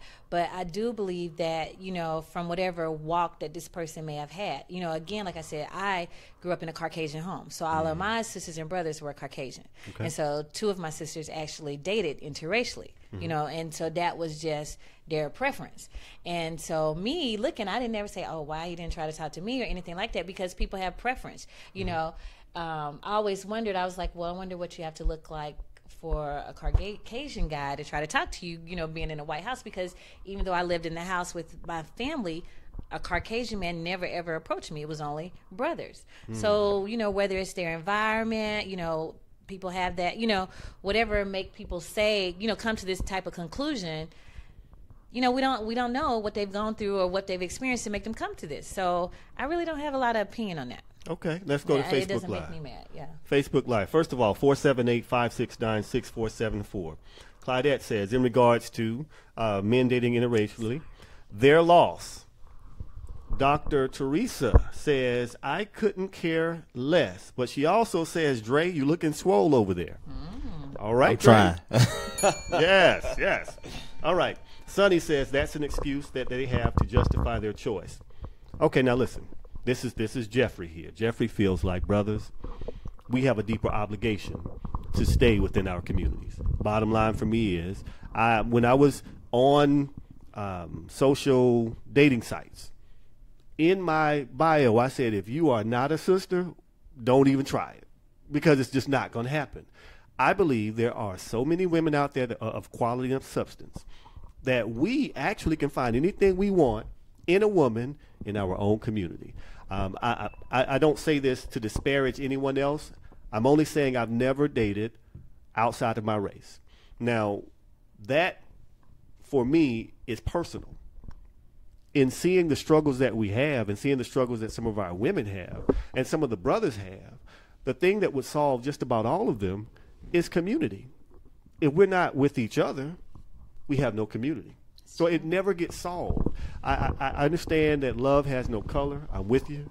I understand that, people don't see. I get all that stuff. For me, I believe that I have the biggest obligation to the women in my community. Therefore, it does matter to me. We should date within our own race only because we got so much work to do. We got so much work to do with each other. So that's just my 2 cents on that. I want to go ahead, Dre. If you got I definitely, and not to just kind of stay on this point too long, but I definitely want to say something to that. Yeah. I feel that for a man, a black man, to say that he won't date within his race because somebody didn't choose him or hurt him, that's not a man. You're making a decision based on emotions. Absolutely. So I think, or fear of emotion. So you're discounting all other women because you didn't stay in your lane. Very good. So I think that women should be asking why, because it's a conversation that could really click and change to say, you know what, you are actually a good brother. She was just stupid. She just didn't whatever. These are your qualities. Some men that have a lot of men have fake bravado to where they walk around as if they're confident and they feel a certain type of way, when really it's somebody that's then really broke them down on the inside, and they don't really know how to communicate from that. So I just think that's kind of an issue. Going back to Facebook Live really quickly, Claudette says they're lost if they date exclusively outside of black women. I agree. OD says the only issue I have is exclusivity. When you only date outside your race and never date someone of your own race, I think there is a deeper problem that has not been addressed. I agree. We're going to flip the script a little bit and get into some inbox drama. I get inbox emails from people that want some advice on stuff. This is one of those inboxes. All right, this says, my wife does not want to have sex. When I touch her sexually, she says things like, don't grope me. When I initiate sex, she pushes me away, or she offers to help me masturbate.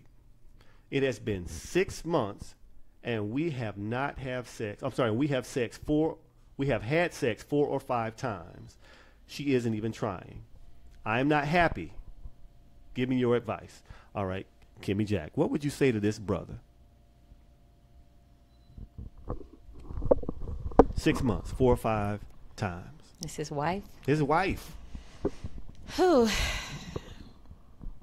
I don't know if I can say that on the air. Well, clean it up. You can say it. Clean it up. Come back to me. Let me clean it up. All right. Brother Dre. Well, I can actually speak to this. I'm ready. Go. This is one of a similar situation probably led to my divorce. Okay. Talk about it. So this is a situation to whereas it's 2 things that are happening in this scenario. Mm-hmm. It's either his woman is straight away. Okay. Or she's using sex as a weapon. Oh, okay. So some scenarios or some women do that. So no matter what it is that he's doing, there's something that she is not receiving from him. It doesn't have to necessarily be from a sexual standpoint, but it's something that she's a reason why she's withholding that until whatever that she's looking for him to do, he needs to come around to it. Fair enough. Fair enough. Kimmy Jack, what do you think? I like that.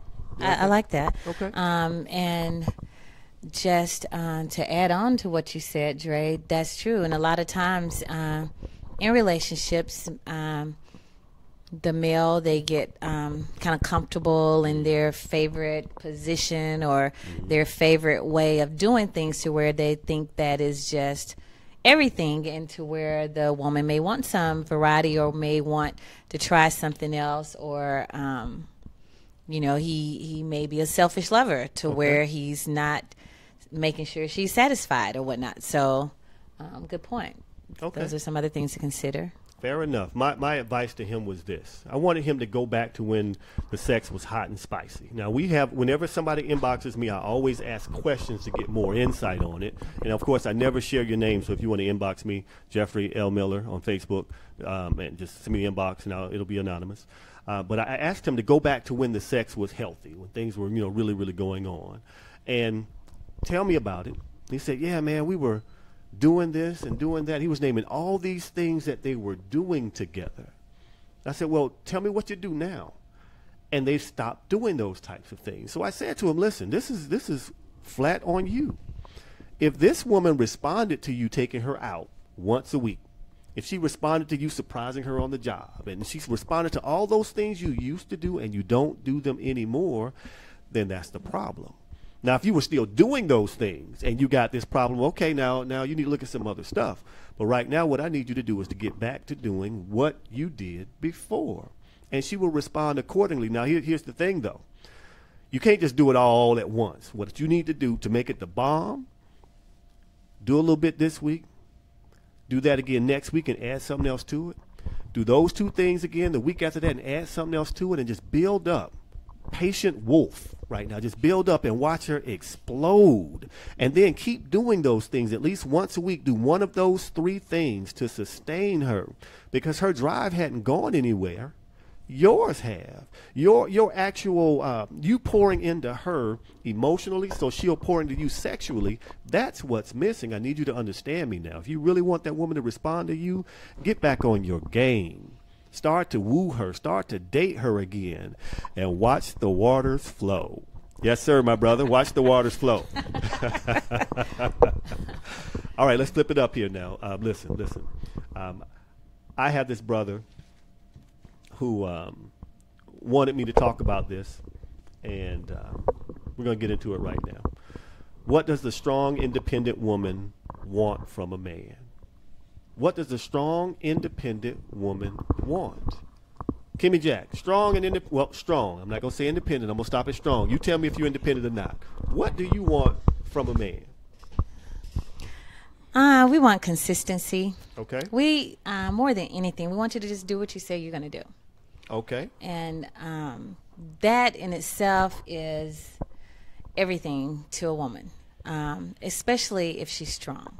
If she is able to do a lot of things and carry a lot of weight, that doesn't mean you have to let her. Okay. So she wouldn't mind help, or she wouldn't mind, being seen about, being tended to. But most importantly, like I said, is consistency. Okay. Now going back to something we saw on Facebook Live, one young lady said that sometimes it's difficult, and this is Nika, sometimes it's difficult for women to do that because they see it as a sign of weakness. Now, in our generation growing up, there was all type of empowerment messaging for women. You don't need a man. Sisters are doing it for themselves. You can do everything a man does. So how does the woman deal with all those images and all that messaging to let a man come in, or to let her guard down, so when a man does come in, she's okay with him helping her? Well, if she is a very strong and a opinionated woman, if she's one of those women where I can do it myself, then he definitely wouldn't come in just bogart and everything. If that's the case, you would do it gently, and like you said, with the waterfalls, you would do it gradually, so you wouldn't just come in, well, you know what, we're going to do this and we're going to do that, and you ain't going here and you ain't going there, that kind of thing. Okay. You can make suggestions, and he would definitely have to be involved, and he would have to engage in whatever it is the woman has going on, and then she would definitely let down her guard. So he needs to be more persuasive in his quest to get her to let her guard down. Most definitely. Okay. Brother Dre, what do you think? It may seem odd, but I think that men should not be asking women what they want in a man. Men should be asking other men how to execute what women want out of a man. Great point. Because a lot of times what happens is these are things that we know, even though common sense isn't, common to all, but it's just the golden rule. It's communication, relationships, things of that nature. But as men, we don't communicate and converse with each other and say, hey man, how did you XYZ? How you and your girl have a successful relationship? Man, what you do with your woman in order to keep things going or to keep her happy or things like that, because we supposed to be men and we got it all figured out, blah, blah, blah. Right. And what happens is we meet these women, and when we ask them the question, so what do you look for in a man? Automatically in their mind, they're thinking, this ain't no man. I can't coach you up in order for you to, how you going to lead me and I'm coaching you on how to be with me? Very good point. Very good point. Now, a good friend of mine came on the show not long ago, and he was talking about how he was going to leave his corporate job and he was going to become a farmer. Now, he's married, and he was talking to his wife, and he said to his wife, honey, this is what I want to do. And she wasn't with it.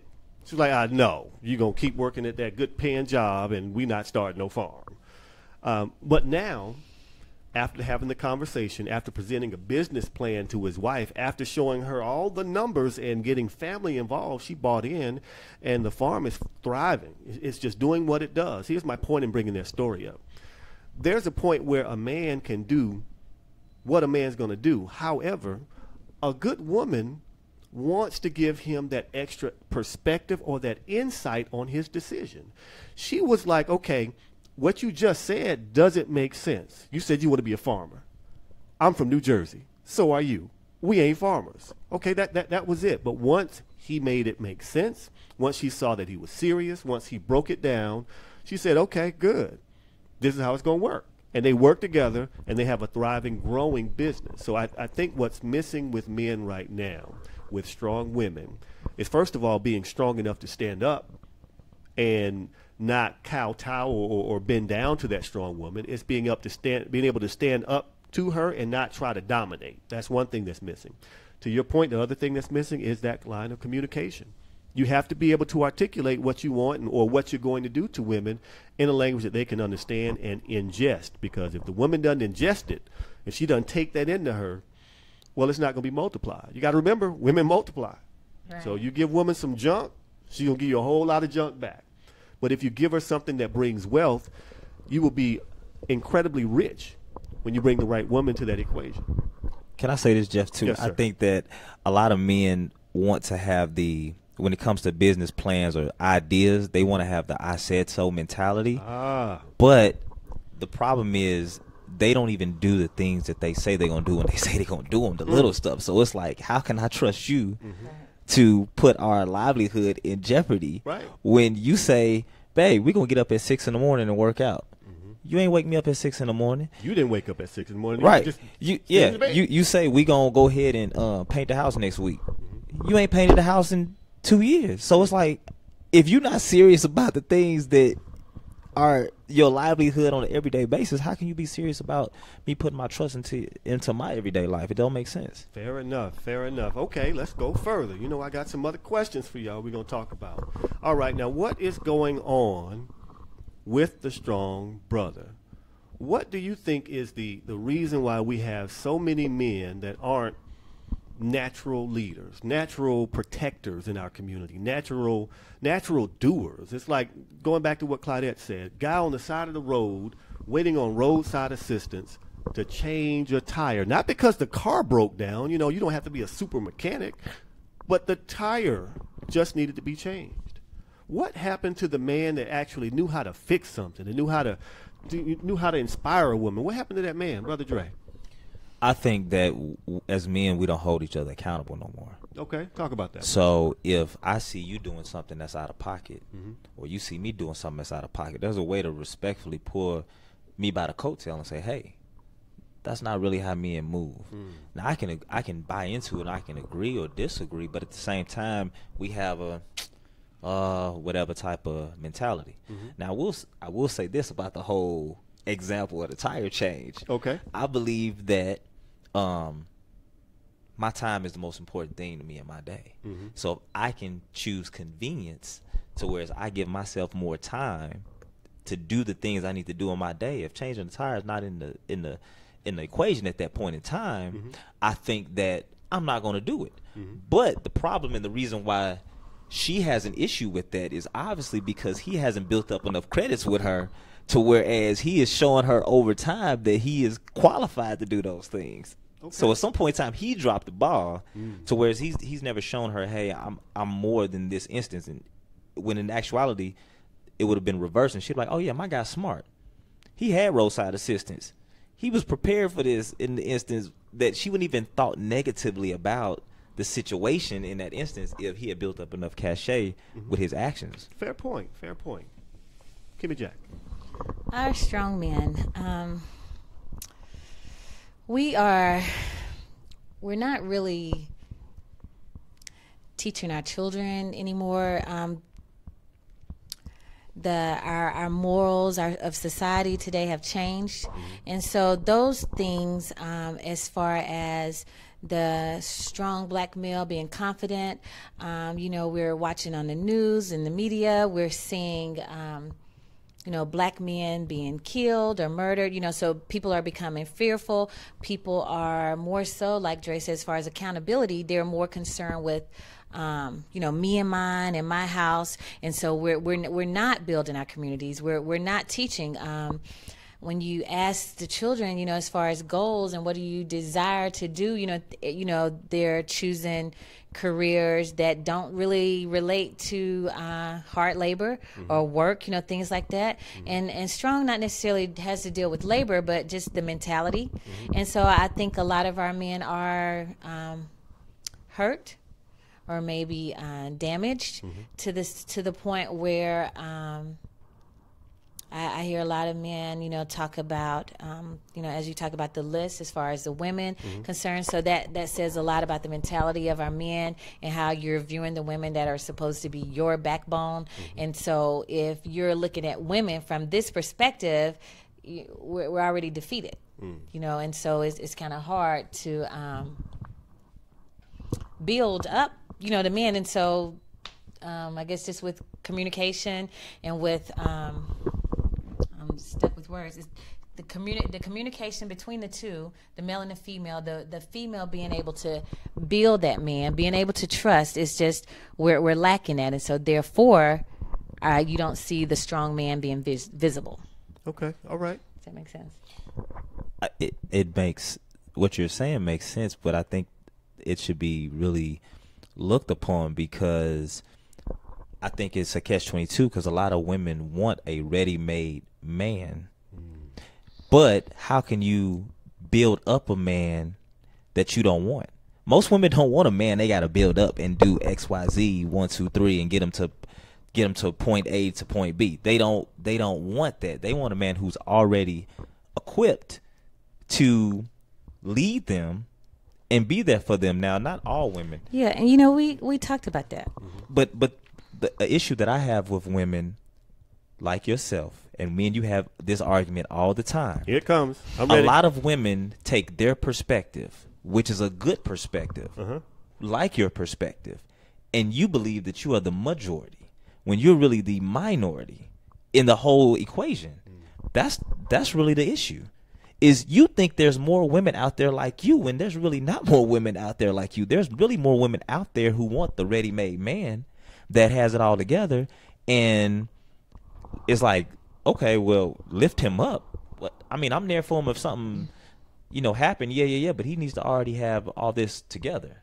I don't want a project man after she's been in a bad relationship already, because she feel like she's already wasted her time once. She's not gonna waste it again. Give me a check. What do you think? Well, we talked about this, and this is an ongoing debate with Dre and I. Okay. But Dre, you're the same person that told me you were like, wait a minute, I feel like you shouldn't say that. Women shouldn't say that. You shouldn't tell a man something that he should already know to do. Do you remember saying that? I agree with that. Okay, so you're contradicting yourself. That's not a contradiction. It is, because women can build up. Like you felt like a man should do what he's supposed to do, and the woman shouldn't have to encourage him or help motivate him. You said that. No, I never said encourage or motivate. I said a woman shouldn't have to coach a man through his process. A man shouldn't need a woman to coach him to be a man, because you can't tell a man how to be a man. Stop.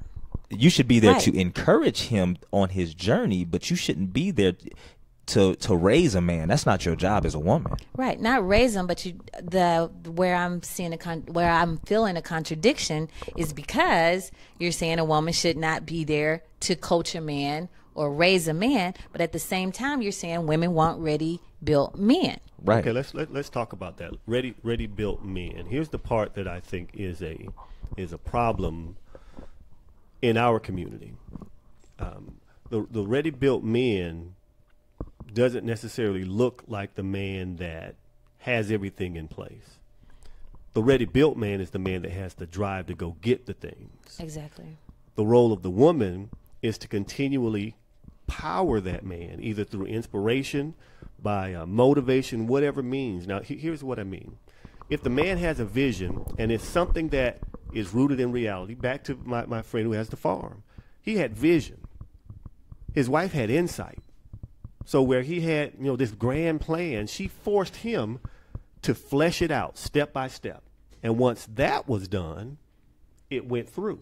Now, that was her guiding. Right. That was her saying, okay, I'm going to support you, but I'm not going to support you with something written down on a piece of paper. Now, she's an accountant. There you go. So she went and she put all the numbers together. He wouldn't crunch the numbers, and she checked the numbers. She said, okay, this makes sense. Let's do it. Now, that's the perfect partnership between a man with vision and a woman with insight. That's how things work together. Now, I got to say that when it comes to what happened to the strong men, too many men have bought into the world against us mentality. Here's what I mean. Yes, the world is against us. Yes, there are all types of pressures that are unique to our men. Just our men are getting pulled over and shot at such a high rate. Just our men are getting arrested and incarcerated unfairly, disproportionately to the population. Just our men. All that stuff is true. But here's the difference.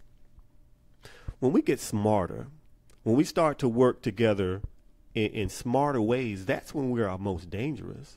Unfortunately, recently, several of the people from Ferguson, who were the major leaders of the organized movement up there, have been killed the same way, shot either in the head or in the body inside of a car. These are young men that had vision and that could inspire people. Think about the Black Panthers. Some of the Black Panthers that were killed, they were some of the smartest men out there that were reaching out to other folks, building coalitions, assassinated, point blank, shot into the house they were in, assassinated, or framed and set up. We are our most dangerous men, our most dangerous when we stand up and say, okay, I'm not worried about what you're doing.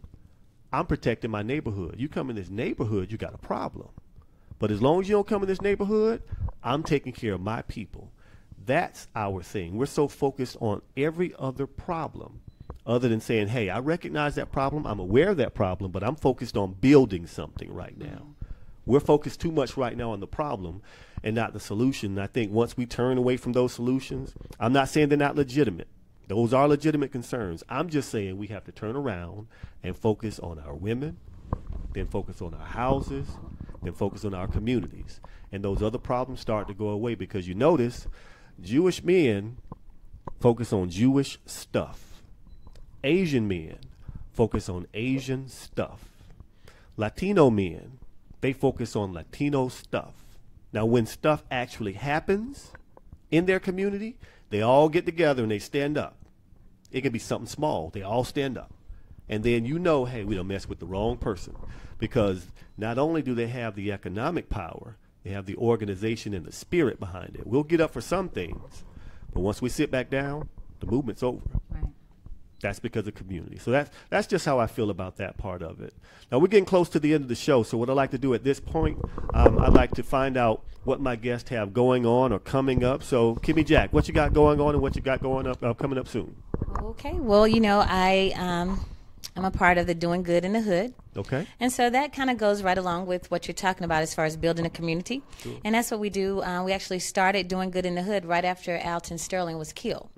And so instead of going out and marching, we decided to come together and start working on projects to build our community. And so those are things we work on, like as far as education, music, taking care of needs, trying to force the interaction of being our brother's keeper again, because right now we don't do that, like you said. So we're trying to teach and trying to stir up that love again, where we actually care what's going on, with you and what's going on with you. So that's one of the things. So we do that every fourth Sunday of the month, and you can find that on my page, Doing Good in the Hood. And we also have a group going on right now. It's called KJ Group. And so where can they find that group? KJ Group is on Facebook. Okay. And so we do special little events and like little exclusive things that couples or singles can come out and enjoy. All right. Good deal. I'm sorry, I'm almost No, finished. you're fine. Keep going. I also own a home daycare. It's called Majestic Beginnings, where I care for children between the ages of 1 and 4 years old. Okay. And I'm very selective, and so I'm only for parents that are picky. If they're not picky or selective about where their child go, I wouldn't be the provider for them. Okay. Where can they find information about the daycare? That's on Facebook as well, or they can call me. Want me to give my number? Sure. It's 404-824-4040. Give it to them one more time.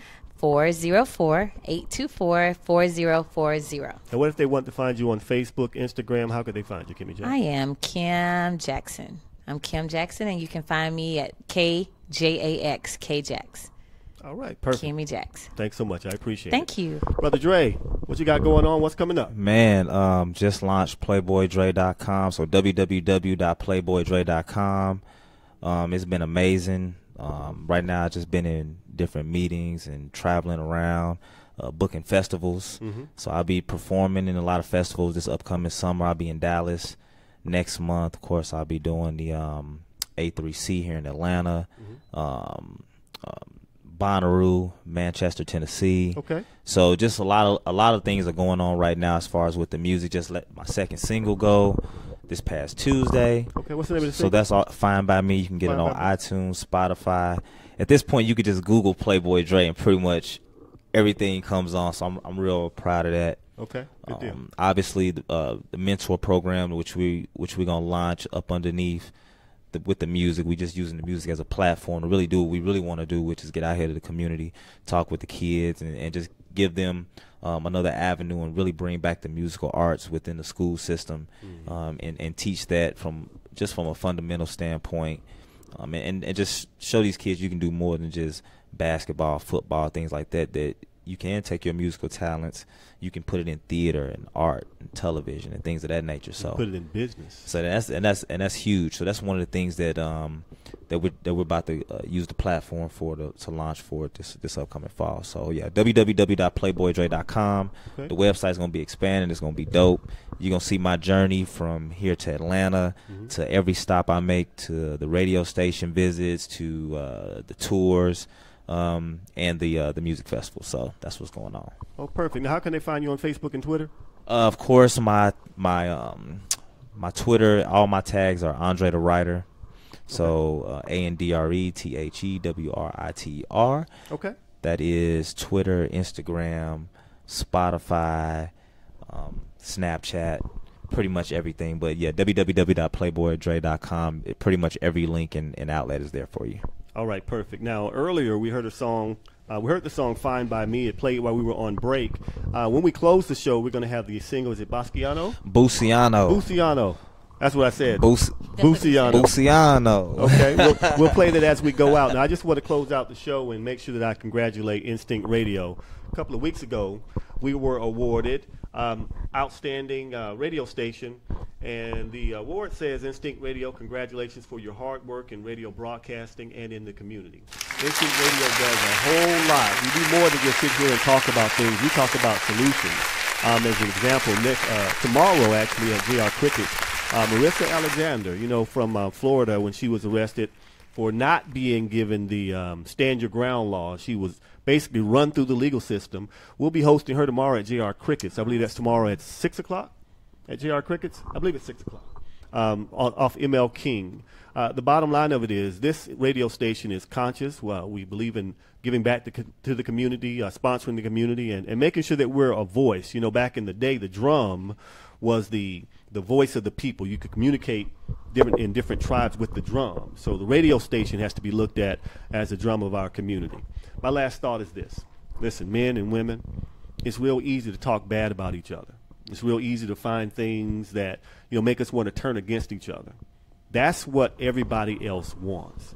The thing that they fear the most is when we actually turn to each other and talk to each other and build things together.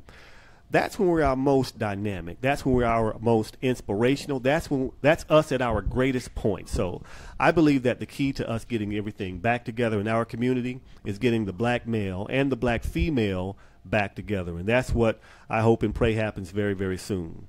This has been Let's Talk About It Live with Jeffrey L. Miller every Saturday from 6 o'clock p.m. to 8 o'clock p.m. Eastern Standard Time on Instinct Radio and Facebook Live. I am out. You gonna drop that? The biggest station in the world, playing all of today's hits. You're listening to Instinct Radio.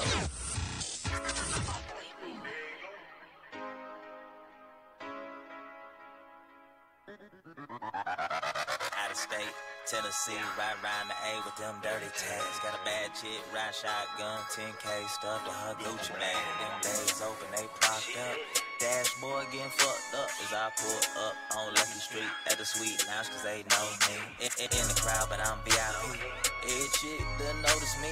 There you go, playboy, they smell the weed, but I'm just wildin' nigga, what? Like my cello pussy, stunning nigga, what? Like my cello pussy, Ferraris in the cup, like my cello pussy, smacking on a butt, like my cello pussy. Big time, big boys coming with the big games. Got big rides, big reps for them big names. Got big fame, I'm the one to blame. 12 bad bitches, all had niggas, but I got game. Got an ounce of weed, drink dark liquor when I get right. Couple young niggas I let hang today game time. I don't know your style, I don't fuck with you. Got a nice smile, but a mean streak, know a couple goons. Stunning hard, doing big things on the other side. Can't re-respect, out of disrespect, letting pussy slide. Mind over matter, but it only matter if the money is mine. Keep your eyes open, better watch out, cause it's my time. Got 2 sections, 10 bottles we racked up. I don't know them niggas, they too close, make them back up. No security, left the house, we all strapped up. Egg club, walk straight in, they don't check up. I'm just wildin' nigga, what? Like my cello pussy, stunning nigga, what? Like my cello pussy, Ferraris in the cup, like my cello pussy, smacking on a butt, like my cello pussy. They don't know, see me a little some. One do a little some. Money fly so dumb. Nah, yeah, them just my crumbs. Money over bitches, stick it to the script. Spend it on your own, never see a dip. Give and take, make her wait, but they show make it hard when they do them splits. First thing I did when I got my crib, set traps for the rats and the snakes that live. Pretty and fake, they be in my face. Didn't say a thing before I got my break. Never trip on the chicks I get. Back them all and at least I hit. Low key in the main event. Cue ball, watched it roll on in. When I lose, never lose, I win. Make them sweat, I'm the heat, my friend. Got 10 on 10. Who I want, well, it all depends. I'm just wildin' nigga, what? Like my cello pussy, stunning nigga, what? Like my cello pussy, Ferraris in the cup, like my cello pussy, smacking on a butt, like my cello